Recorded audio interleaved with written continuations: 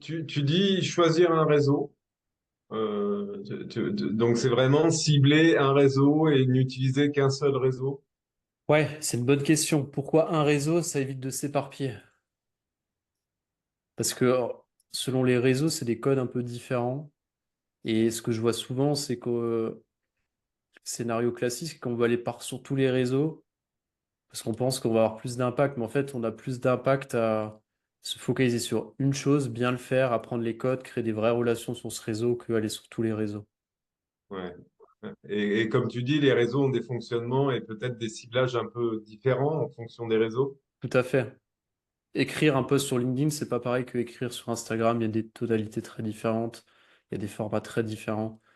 Ça ne veut pas dire que tu vas te limiter sur un réseau toute ta vie. Ça veut plus dire que c'est par étapes. Une fois que tu as maîtrisé un réseau, que ton activité marche bien et que tu as envie de lancer un autre réseau, tu peux le faire. Mais c'est plus prendre le temps de bien maîtriser une chose avant de passer à l'autre. Pas de rester en surface, quoi. Ok.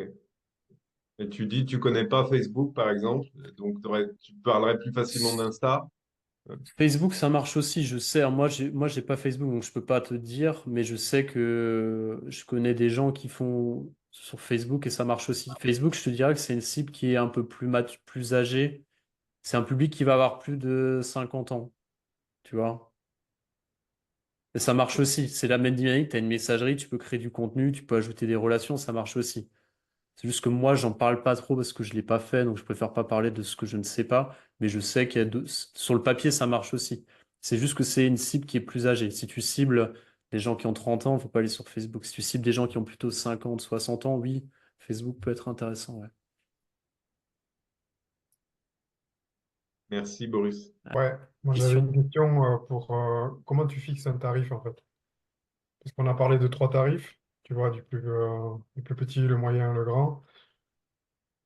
D'après ton expérience, toi, qu'est-ce que... voilà, ça c'est une question que je me pose en fait sur le tarif. Parce Ouais. qu'avoir 77 clients, je ne me vois pas avoir 77 clients. En avoir 4 ou 5 là, voilà. Hmm. Ouais, c'est une bonne question et je sais que c'est pas c'est un sujet qui est pas toujours évident. Le tarif, alors déjà, faut se dire que fixer son tarif, il évolue. Et il faut fixer le tarif qui est juste pour soi, pour démarrer. Et comprendre que le prix est en lien avec la valeur de la transformation que tu proposes et de le niveau de qualité que tu vas proposer. Je prends l'exemple caricatural. Si tu fais le schéma classique où les gens viennent te voir en cabinet, payent 75 euros et repartent, ok, c'est le niveau de service que tu as, t'es noyé dans la masse, on s'intéresse pas trop à ce qui se passe, quoi. Si tu payes par exemple 1000, 2000 euros un accompagnement sur 3 mois, par exemple, bah, en plus des rendez-vous chaque semaine, tu vas avoir un espace dans lequel tu peux en poser tes questions à la personne, tu peux avoir des ressources en plus, la personne va s'intéresser à toi, te motiver entre chaque rendez-vous, elle peut t'envoyer des ressources. Euh, Tu vois, en fait, ton prix, il est à la hauteur de ce que tu vas amener aussi comme transformation et de la valeur que tu apportes. C'est pas pareil de bosser avec quelqu'un pour 75 balles ou pour 1500, 2000 euros. C'est pas le même niveau d'engagement, de profondeur. Et comment est-ce que tu fixes ce prix-là? Bah, tu commences par ce qui paraît juste pour toi. L'objectif, c'est que si tu fixes un prix qui est trop haut pour toi et que durant un appel, tu n'es même pas capable de prononcer ce prix-là et que tu as la gorge qui se noue, t'arrives pas, c'est que c'est trop haut pour toi. L'objectif, c'est que ça soit un prix qui, tu trouves juste, tu trouves que c'est une bonne affaire par rapport à ce que tu amènes et que ça te challenge un petit peu quand même. Parce que si ça te challenge pas un petit peu, c'est-à-dire que tu es trop bas. Donc, Ok. moi, c'est mon approche et ce que j'aime bien aussi partager, c'est l'approche par palier. C'est que tu commences potentiellement, imaginons que tu commences à 500 euros. Une fois que tu en as vendu 5 à 500 euros, si tu sens que c'est juste d'augmenter, tu passes à 750 ou à 1000. En fait, tu vas progressivement par rapport à la confiance que t'amènent les clients et les résultats que tu as. Et petit à petit, tu augmentes si tu sens que c'est juste d'augmenter. C'est pas forcément obligatoire. Mais y aller progressivement aussi. Tu vois? Je sais pas si ça répond à ta question. Ouais, ouais, complètement. Ouais, c'est bon. Merci, Boris. Merci pour la question. Est-ce qu'il y avait encore des dernières questions? Ouais, Ouais. ouais. Oui, parce que ce qui me semble le plus dur, c'est de trouver son client idéal. Ça, voilà, c'est un gros sujet pour moi. Ok. Je comprends, Sébastien. Je sais que c'est un truc qui peut aider par rapport au client idéal, c'est plusieurs éléments. Moi, la chose que j'aime bien, c'est dire que souvent on aide la personne qu'on était il y a 2, 3 ans. C'est ce qui est souvent le cas pour les accompagnants, pour les coachs, pour les thérapeutes. C'est qu'on aide des gens qui ont eu notre problématique, mais on est 3 ans avancés, quoi, grosso modo.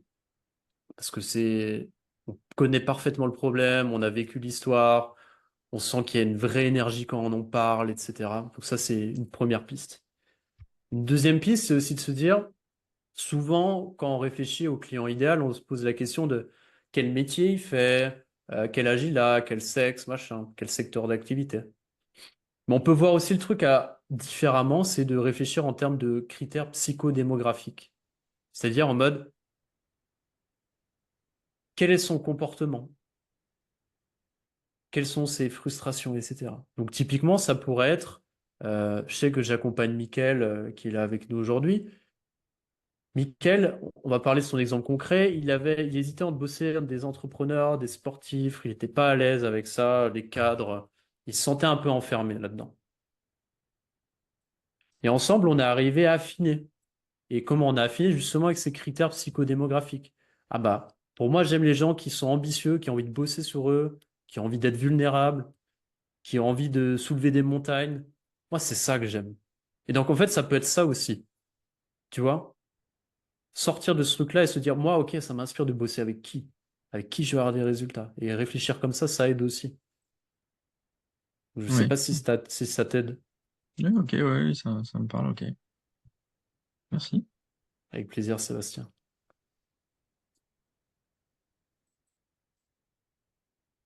Ok, on est tout bon pour aujourd'hui ou... Juste, Vas-y, Antoine, je vas-y. m'excuse, Boris, ouais. Non, non, t'inquiète pas. Je reviens un peu sur le tarif, là. Quand tu parles de 500 euros, tu parles de séance ou tu parles d'une formule, tu vois? On parle d'une formule. Eh oui, oui, ok. On parle d'une formule. Donc, c'est-à-dire que toi, typiquement, moi, les accompagnements que je propose, j'ai des rendez-vous toutes les semaines, des coachings toutes les semaines. Je propose d'avoir accès à ma ligne directe sur WhatsApp pour poser toutes les questions qu'ils veulent, avoir des retours sur les posts sur les réseaux sociaux, etc. Je propose d'avoir aussi un espace dédié avec des contenus de formation, etc. Et je propose aussi des lives collectifs dans ce que je fais. Donc, tu vois, c'est que tu payes pas seulement pour la séance, il y a tout un package. Et c'est à toi de le construire et ça peut prendre différentes formes. Et pour Hmm, le construire, il faut vraiment se dire comment est-ce que je peux aider mon client à avoir un maximum de valeur? Pourquoi? Qu'est-ce qui est important pour arriver au résultat dont il a besoin d'avoir? Tu vas vraiment pas se mettre de limites et faire ce qu'il faut pour que la personne ait ce qu'il faut pour être accompagnée et aider durant son cheminement, quoi. hmm, ok. Merci encore, Boris. Avec plaisir, Antoine. On est tout bon, il n'y a plus de questions pour aujourd'hui ou dernière Si, question? Allez, Boris, voilà. allez, bah allez-y, allez-y. De toute façon, moi j'ai tout mon temps et ça me fait plaisir d'être avec Non, vous, non, donc j'irai après. allez-y. Vas-y seulement Sylvie, vas-y. En fait, si tu veux, j'ai plusieurs qualifications, j'en ai pas une seule. Je peux pas Ok. regrouper dans une seule. Par exemple, je suis naturopathe, mais je fais une formation de sophrologue. Donc, c'est deux univers bien différents. Psychologie et l'autre, c'est tout ce qui concerne euh, l'alimentation, Ok. le bien-être. Enfin, voilà, Ok, je comprends ta question du coup. voilà, Euh, Vos clients, ils n'achètent pas des outils, ils achètent une transformation, une expérience. c'est ça. Donc, toi, t'as pas à avoir deux offres. Et j'ai eu une Mm, discussion avec quelqu'un là cette semaine aussi qui avait 3, 4 casquettes aussi et qui mettait tout à la mm, séance et tout. Je lui dis en fait non. Toi, tu utilises les outils dont tu as besoin pour cette personne pour l'aider dans sa transformation. mm. Ta sophro, elle va être utile à certains moments, ta naturo Oui, aussi. Et en fait, ouais. enlève-toi cette casquette. Toi, tu vas sortir, tu veux sortir de la masse et proposer des vraies transformations. Faut que Mm, t'extrais de ça. Donc en fait, oui, c'est important tu peux avoir plusieurs offres. Moi, je conseille mm, d'avoir potentiellement plusieurs offres au bout d'un moment, potentiellement une offre qui est engageante sur plus long terme, une offre un peu standard et une un offre qui peu est plus peut-être pas ouais. chère, plus accessible. Mm. Tu peux avoir ça, effectivement, mais moi je te dirais ne mélange, enfin, n'aie pas une offre sophro, une offre naturo, parce que ça vient pas servir. Les gens ils savent pas de quoi ils ont besoin, c'est toi qui sais, c'est toi qui vas adapter, tu vois.